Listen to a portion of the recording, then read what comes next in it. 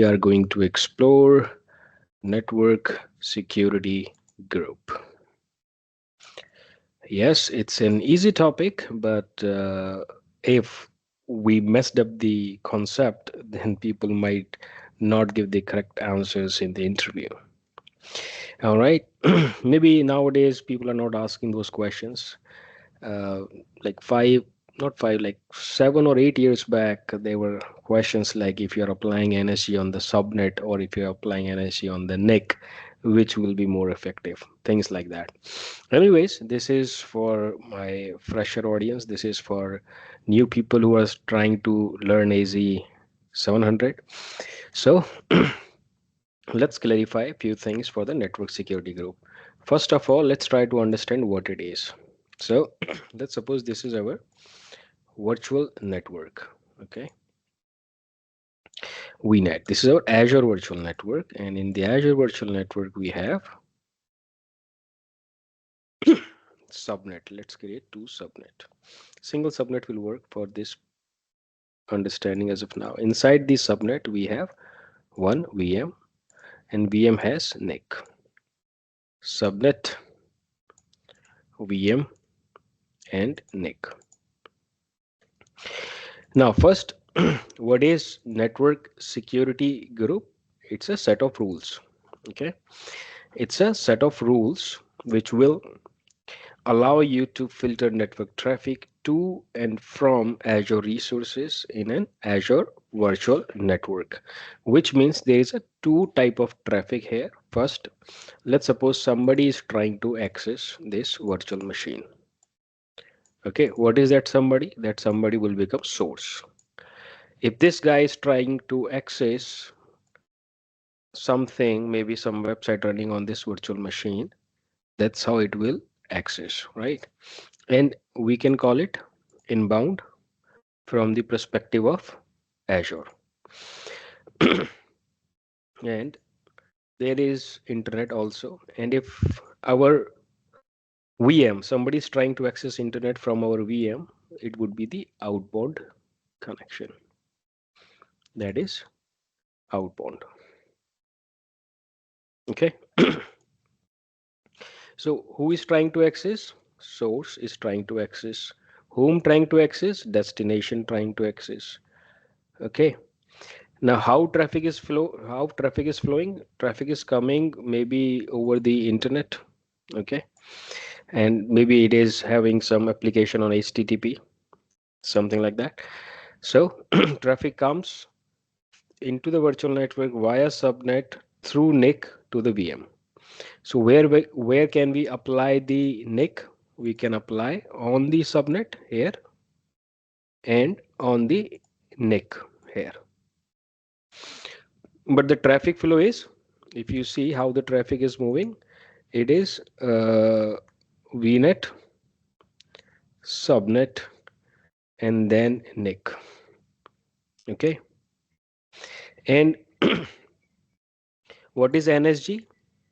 NSG is very simple.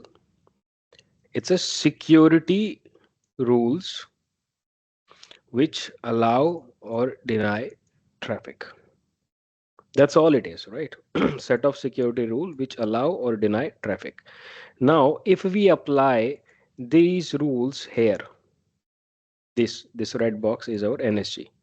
So it doesn't matter whether Nick has NSG or Nick doesn't have NSG. Whatever traffic going in, it will apply those set of rules. Okay, it will apply those set of rules.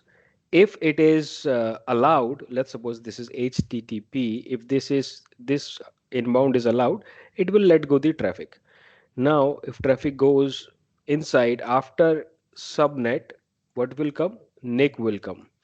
So NIC has its own NSG, right? So what will NIC do? NIC will apply its own security rules. Okay. Now, if any traffic which is passing through NSG1, which is here on the subnet, right here, but denied here, it will not reach the VM, right? If something is denied here, it will not reach this NIC, then it will not reach the VM. So both the NSGs are effective. In this case, when inbound, the subnet will do the filtration first. If traffic reaches to this NIC, then these rules will be in place and applied accordingly. So both are applicable, but the first this NSG will be applicable. For example, if HTTP is not allowed here, then it did not need to filter anymore because traffic will not reach to the NIC. However, in ideal environment, we do not apply NSG everywhere. We only apply to the subnets. But there are odd situations where we need to apply on the NIC as well. Anyways, that is the functionality of NIC. Now let's see.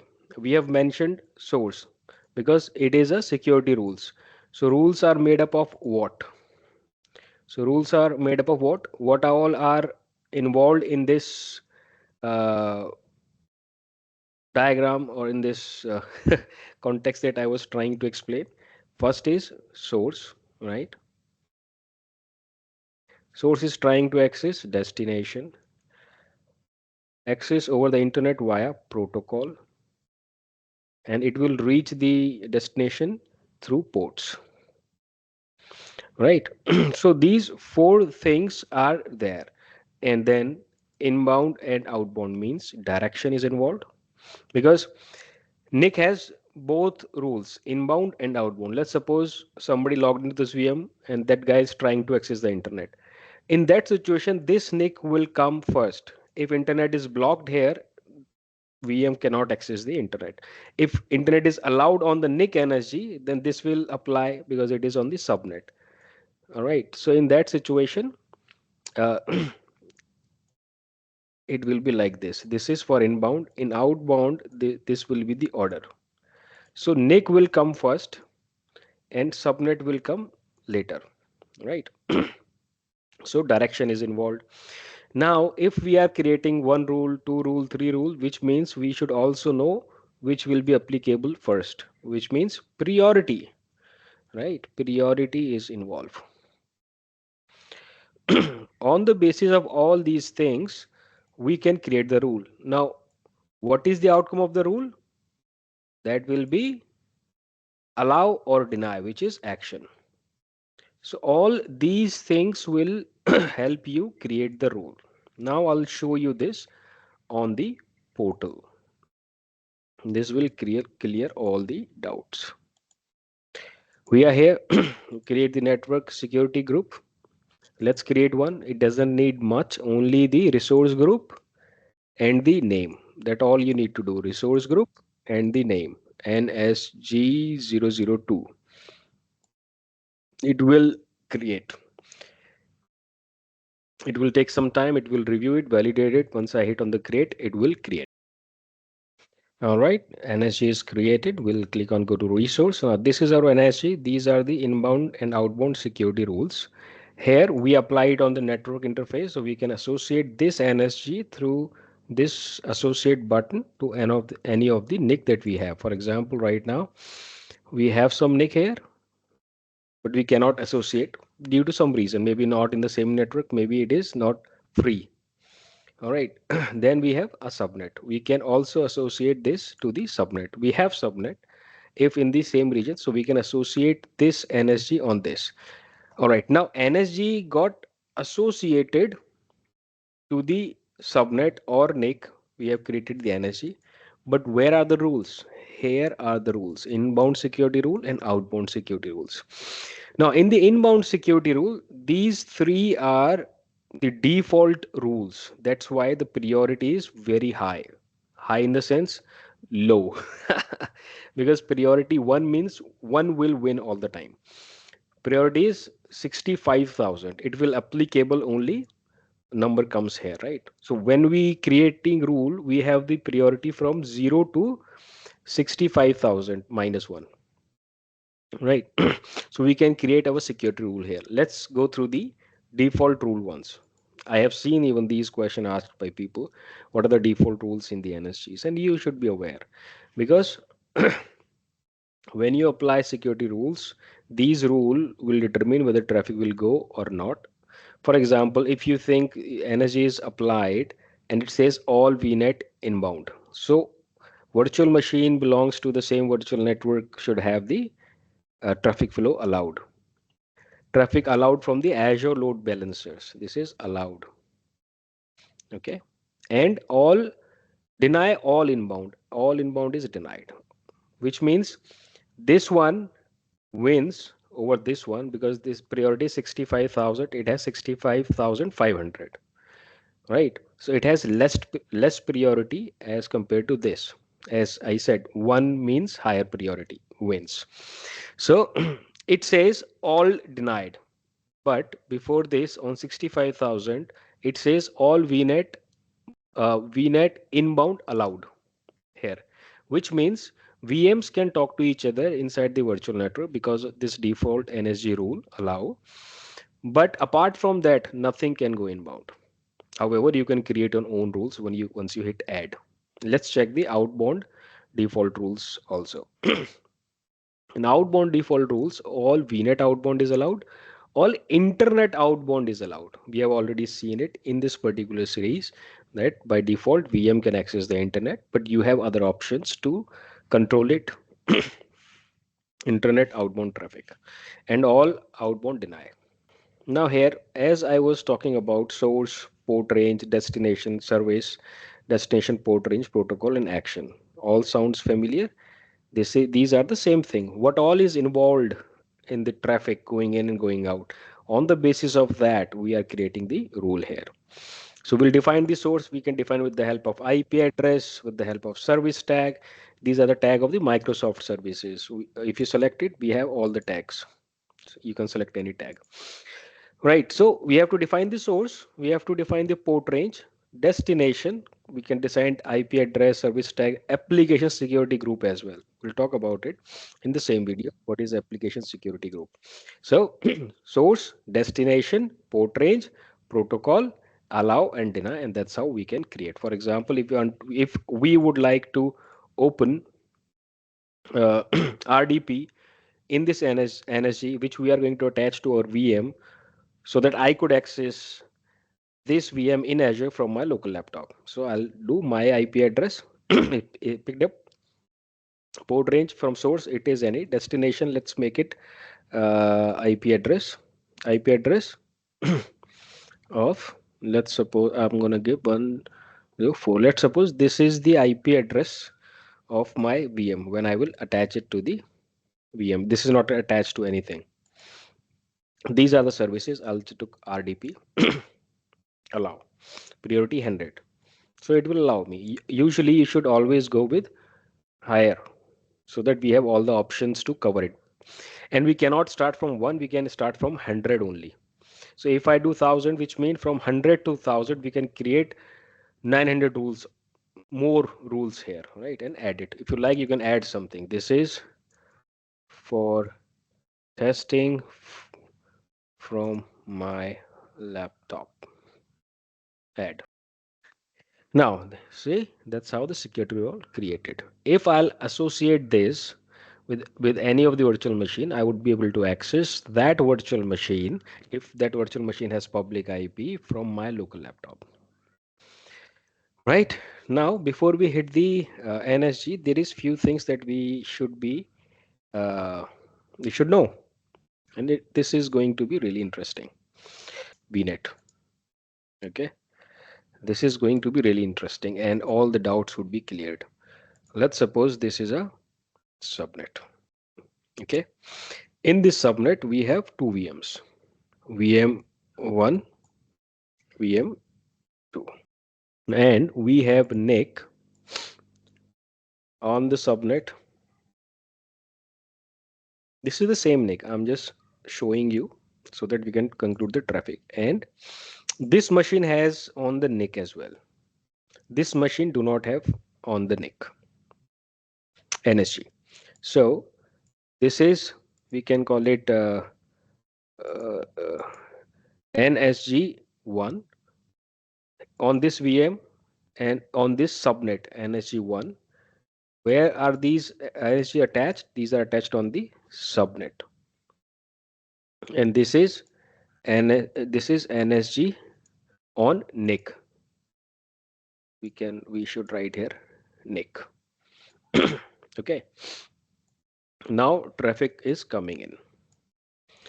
Now you need to see if it goes to let me name them. This is VM uh, 2 and this is VM 1. Okay.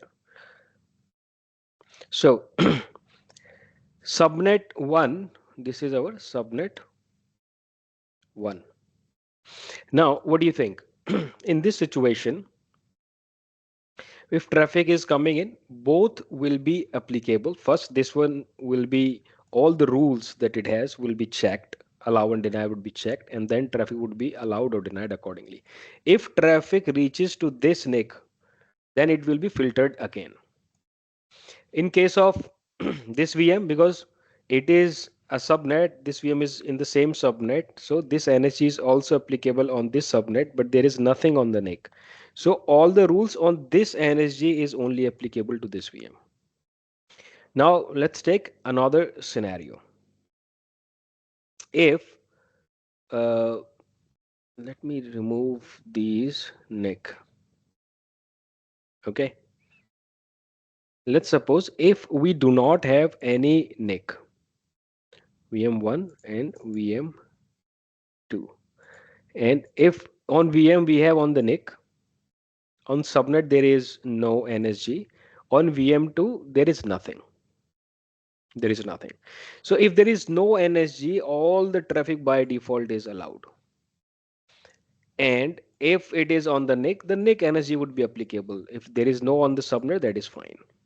If there is no NIC, everything is allowed because traffic is getting controlled with the help of NSGs only. This is more important. Now, same rule is applicable if VM is trying to access internet. There is no NIC, it can go. If there is NIC, there is NSG on NIC. Here, my fault. If there is no NSG on the NIC, it can go to the internet traffic. If there is NSG on NIC, that rules will be filtered. And if also on the subnet, then both will be filtered. If only on the subnet, then those rules will be filtered. Now, I hope all these four scenarios are clear. Now something interesting. All right, let's suppose we have three subnet here, or maybe more. One, two, three, or maybe four. Okay, and we have multiple VMs on these servers. Okay, let's suppose this is a web server for app one, and this is app server for app one. These are web server for app two, and these are app server for app two. Like this, we can say web server, web server. This is app server. These are web server, web server. This is app server, app server. And these are in green are the subnet. Right. Now we are applying NSG on all four subnets, creating more resources and managing more resources. But what ASG will help us do, because these are web servers, means we are, for example, we are creating a allow rule on 443. Let's suppose 443 and on HTTPS. And we are opening this on all the web server, whether they belong to this subnet or belong to this subnet or different application. So what we're gonna do, we can put this in ASG. We can put this in ASG and we can create single NSG and we can create rule on the basis of ASG. When we select ASG, which mean on all the VMs where this ASG is attached, or ASG you could think it as a tag is attached, will be considered here. If we select ASG, allow rule 443 to ASG, which means allowed here, allowed here, allowed here, allowed everywhere. This is ASG. It's nothing, it's very simple. It's just like a tagging.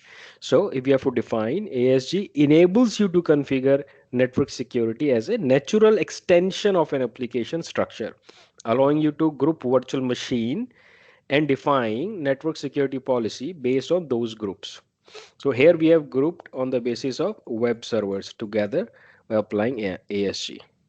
So to minimize the number of security rules you need, create rules using service tags or application security groups. Let me show you. This will be more clear. This was the ASG. Now we can create application security group. Type here application security group. You can create. It is again very simple. Just give it the resource group name and the name. It will create the application group because we already have created nothing else, just resource group and the name. That's how it looks like. But we don't have any option here to hook it up. But we do have option in the virtual machine. If you go to the virtual machine, click on the VM, click on the networking section. Here we have application security group. If I click here, we can add application security group from here. Okay, or we can remove it. Oh, we can add it because this is the AppSec1 is our application security group. We can add it. Right. Now, when we create rules in energy, we can utilize this ASG. That's how it works. Let me see if we have network security in the same. I think we have. We can use AppSec1. Now, on all the VMs where we have AppSec1 attached as application security group, these rules would be applicable. If we say 443 allowed, so 443 is allowed to all the AppSec tagged virtual machine. That's all application security group is. It will help you manage because you would have less rules, and you could have all those VMs grouped together, which can have almost same kind of rules applied. All right. So with this, I think we are good with this topic. I hope it was helpful. Well, thank you for watching, and you guys have a wonderful day. Bye bye.